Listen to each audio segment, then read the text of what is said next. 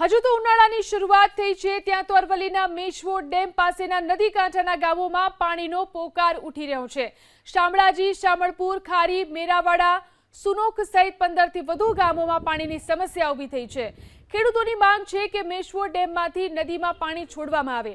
ચોમાસામાં નદીમાં પાણી આવ્યું હતું, ત્યારબાદ ડેમમાંથી આજ દિન સુધી એક પણ વખત પાણી ન છોડાતા મેશ્વો નદી સૂકી, ભટ્ટ અને વેરાન છે। મૂંગા પશુઓ પોતાની તરસ छिपाવવા જ્યાં ત્યાં ભટકી રહ્યા છે। કુવા અને બોરમાં જળસ્તર ઊંડા જતા ખેડૂતો ચિંતામાં મુકાયા છે। આ તરફ પ્રશાસનનું કહેવું છે કે હાલ તો ડેમમાં પાણીનો જથ્થો પૂરતા પ્રમાણમાં છે।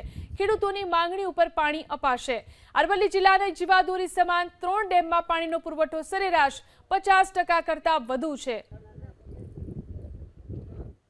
મેશ્વો નદી કિનારે આવેલા ગામડાઓમાં પાણીની અછત સર્જાઈ રહી છે। ખેતીના પાણી માટે ખૂબ તકલીફ પડી રહેલી છે।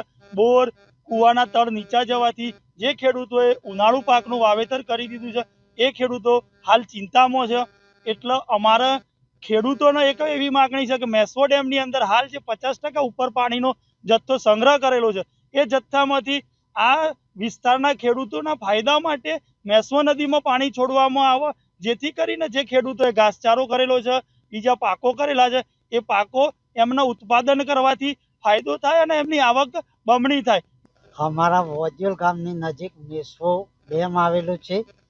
અહીંયા અમારે અત્યારે ખેતી બહુ સુકાઈ છે, પાણીની ખૂબ જ જરૂર છે। તેમાં ઢોર, ઢોખર, પશુ આ બધાને પાણીની ખૂબ જ જરૂર છે। તેમજ ગામડાઓમાં પણ પીવાની ખૂબ તકલીફ છે।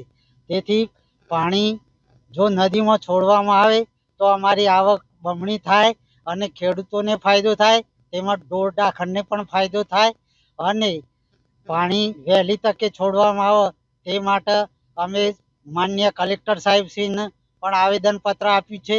અને જો આ પાણી છોડવામાં નહીં આવે તો 29 મેના રોજ અમે વોજ્યોલ પંચાયતથી ચાલીને અમે પદયાત્રા પણ કરવાના છીએ।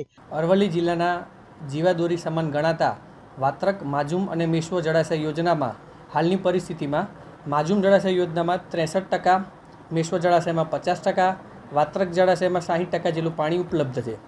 ત્રણેય ડેમમાંથી પીવાના પાણી સારું જથ્થો પાણી પુરવઠા તેમજ નગરપાલિકા દ્વારા ઉપાડવામાં આવે છે અને હાલની પરિસ્થિતિ પ્રમાણે હયાત જથ્થા મુજબ તેઓને ઉનાળા દરમિયાન પાણીની કોઈપણ સમસ્યા ઉત્પન્ન થશે નહીં। વધુમાં ત્રણેય ડેમોમાં ઉનાળાની ઋતુમાં ઇરિગેશન અર્થે પાણી ખેડૂતોની માંગણીને ધ્યાનમાં લઈને નિર્ણય લેવામાં આવશે।